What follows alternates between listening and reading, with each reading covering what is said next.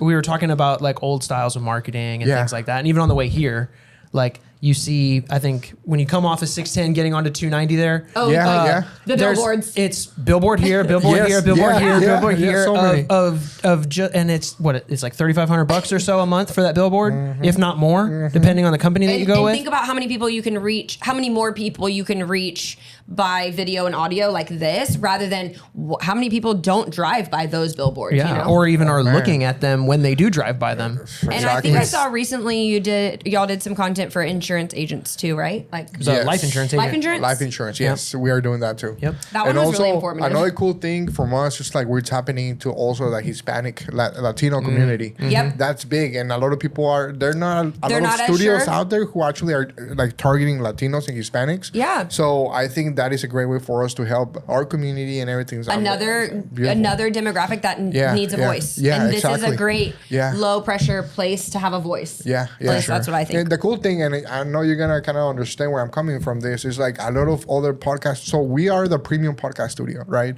There's not that many studios in Houston. Maybe a couple, I would say. Yeah. That started the way we did. We started about a year and a half. There was really no competition, right? Because again, we saw the trend. Right, you got on there early. And so it has taken us maybe a year and a half to really get to where we're at right now and actually build clienteles and really grow the business.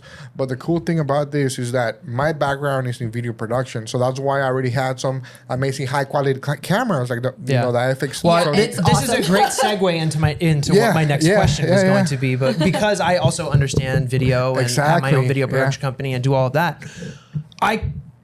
I could have done this for us, for sure, right? But I wanted to partner with you guys in doing it because I understood what my time was like, and what assets I had available to me to be able. I mean, because if we weren't doing it here, we'd be doing it in our dining room. Exactly, and it's like that old saying of like you don't work where you live. You don't live where you work. Yes. It's not as comfortable. True. You don't feel right. But I also think it's important to partner with other people just like small businesses supporting other small businesses because the big brands, they're making their money already, you know? Yes, that's true. And it's better to partner with people. too, I mean, kind of part of like some of my new packages that I'm selling for, video clients is actually a podcast style. I call it business development content. Okay. So cool.